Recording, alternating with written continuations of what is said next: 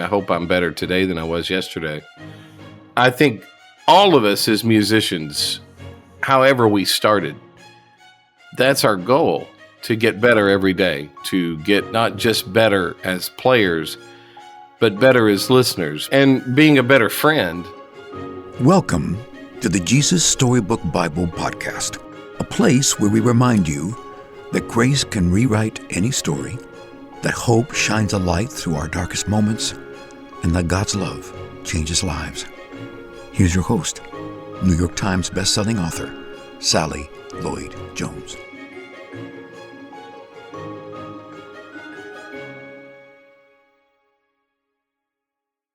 Hello, I'm Sally Lloyd Jones, author of the Jesus Storybook Bible, which tells the story of God's never stopping, never giving up, unbreaking, always and forever love.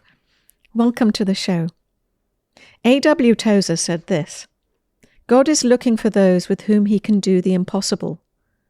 What a pity that we plan only the things that we can do by ourselves. I love that. Our guest today can attest to this in his own life. Gordon Mote is a piano player and musician and has been blind from birth.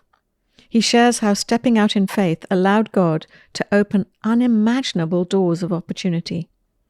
Gordon has multiple awards and accolades, including 2 Grammy Award nominations, 21 Academy of Country Music Award nominations, a Dove Award, and is a 3-time recipient of the Academy of Country Music Keyboard Piano Player of the Year.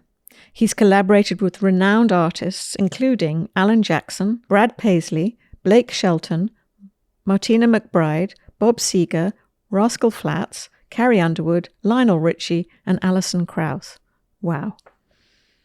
Gordon shares with us about what his grandmother told him that guides him to this day, and the impossible, almost unexplainable thing that happened when he was just 3 years old, which Gordon now looks back on as a miracle. Just one of those things only God can do. Which reminds me of a story. It's the story of the little boy and his lunch. And I wrote about it in the Jesus Storybook Bible. So let me read it to you. I'll just set the stage.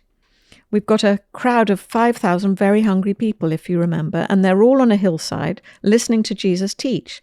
And it's getting late, and they haven't even eaten anything yet, and they're all getting very, very hungry. What would they do? Jesus' friends had an idea. Let's send everyone home for dinner. They don't need to go, Jesus said. You can give them something to eat.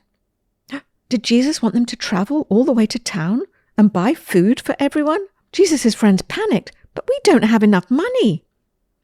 What food do you have? Jesus asked. Go and see.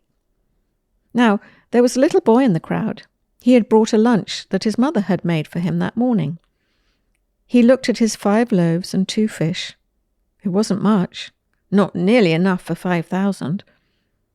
But it was all he had. I have some, he said. Jesus' friends laughed when they saw his little lunch. That's not nearly enough, they said. But they were wrong. Jesus knew it didn't matter how much the little boy had. God would make it enough, more than enough. Jesus said, "Bring me what you have."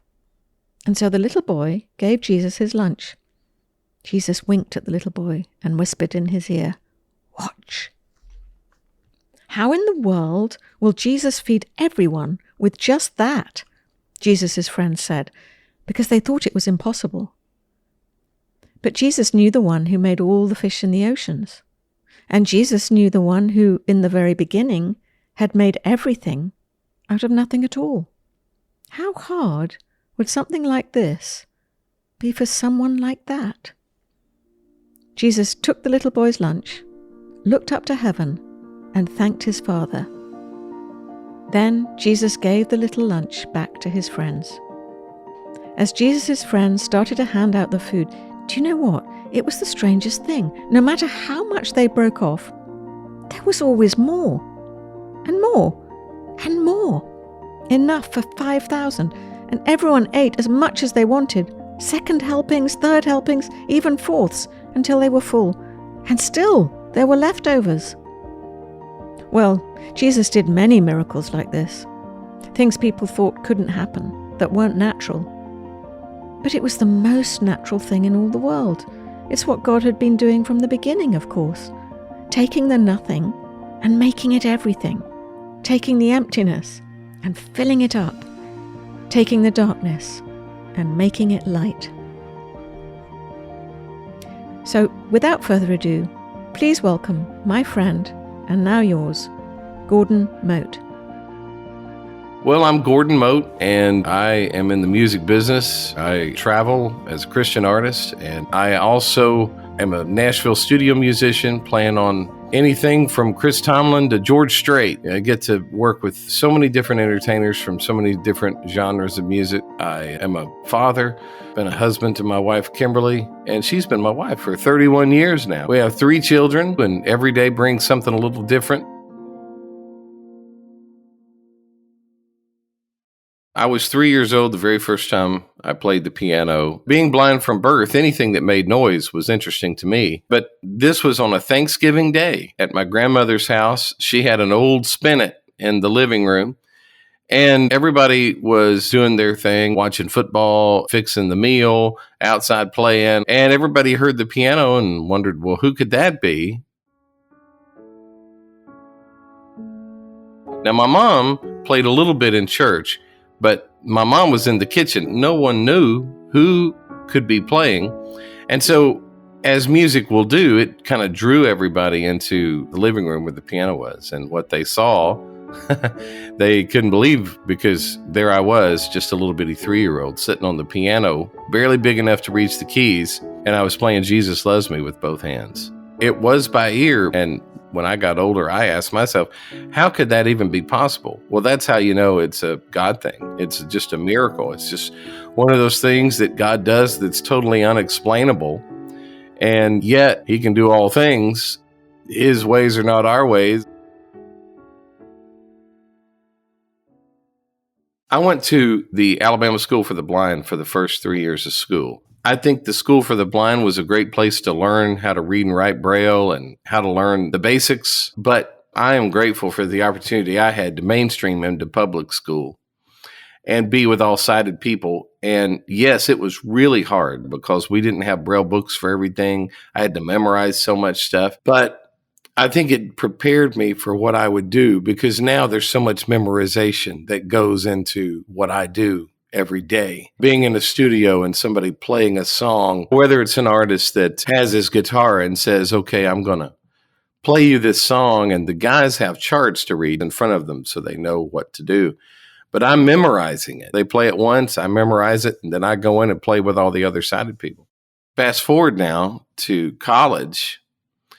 I was at Jacksonville State University. I got a meeting with legendary producer Jimmy Johnson in Muscle Shoals. He produced songs like Bob Seger's Old Time Rock and Roll, and the Rolling Stones, Brown Sugar. He did so many incredible records. You know, he worked with Rod Stewart and Paul Simon and the Staple Singers and on and on and on, country acts.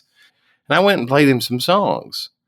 And he said, son, you need to move to Nashville, where everybody's going to be better than you. And then in a year's time or so, you'll be competing with them, which I wanted to believe him, but I just didn't think I could be as good as all that. But he had confidence in me. He saw something in me. And he moved some big mountains in order to get me to Nashville's Belmont University. That's where I met my wife. I got my degree from Belmont, met a lot of people that I would work with in the music business, a lot of networking. Got the gig 2 days after college with the legendary Lee Greenwood, who most people know him for his song, God Bless the USA. And that led to me playing on the road with several other artists, worked with Tanya Tucker for a short time, Trisha Yearwood. And I thought, if I'm going to do this Nashville studio thing, I need to get cracking at it. I was playing on a lot of independent things and demos and all that kind of thing. I paid my dues for about 4 or 5 years doing that. My career kind of took a turn when I played on a song for Alan Jackson called Where Were You When the World Stopped Turning? And I'd played on some number one gospel songs, but I'd never played on a number one country record. And that was the first one. The album was called Drive, and it sold 5 million records, and it had 4 number one singles. And so my phone started ringing. Guys like George Strait and Josh Turner, Darius Rucker, just really great friends, Brad Paisley, and playing on guys like James Taylor and Lionel Richie and Bob Seger, and, working with the group Alabama. And I've gotten to do it all. George Strait, all the Christian acts that I've been able to work with that are friends. Stephen Curtis, Chris Tomlin, Matthew West lives 2 streets down from me. We sit out on my porch sometimes and solve all the world's problems every now and then. I'm so grateful to have so many friends in the business and get to work with so many of these new artists too. A couple of years ago, somebody said, "Do you have any idea how many number one songs you've been on?" And I said, "No, I don't know. Maybe 15 or 20. They said, "You've been on over 100 number one songs." So you don't even think about it. You just do what you do that day, and then you move on to the next day. But with all that to say, God has really blessed me. My grandmother, she told me, I was about 9 years old. She said, "Honey, the most important thing you'll ever do is to start every day of your life reading the Bible, just being in the Word, having that time with the Lord every day." She said, "If you start your day like that, you can't go wrong." And so from that moment on, pretty much every day of my life, my morning routine is get my cup of coffee, get in my office, and just start my day in the Word and trying to be open-minded, open-hearted to hear what God is saying to me. I work in the secular music genre probably more than the Christian music genre. But when people know where you stand, they have a respect for that, and you're the guy they talk to when things are really tough for them. When you have the hope of Christ in your life and you're able to live that and share that with others, now more than ever, we need that. It's been a good journey, and God's been with me every step of the way. So grateful for my friends and my family and the music that brings us all together. It's a good thing. As a human, sometimes we can forgive, but it's really hard to forget. But Jesus said that our sin is separated as far as the east is from the west. People say they love you all the time, but I don't know of anyone who proved it any more than Jesus did on the cross. So I'm very grateful for that, and grateful that He allows me to share the gospel in all the ways He does.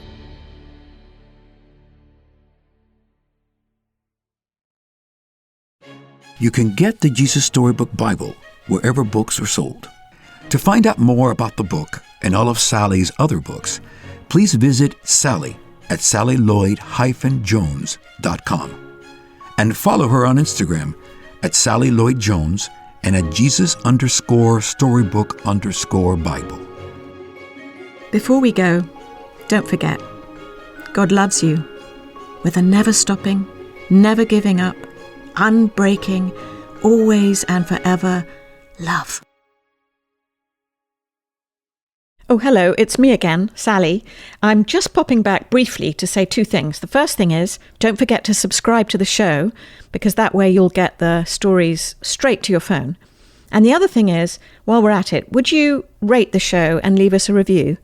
That would be so great, because it helps other people find the show too. I really appreciate your help. Thank you.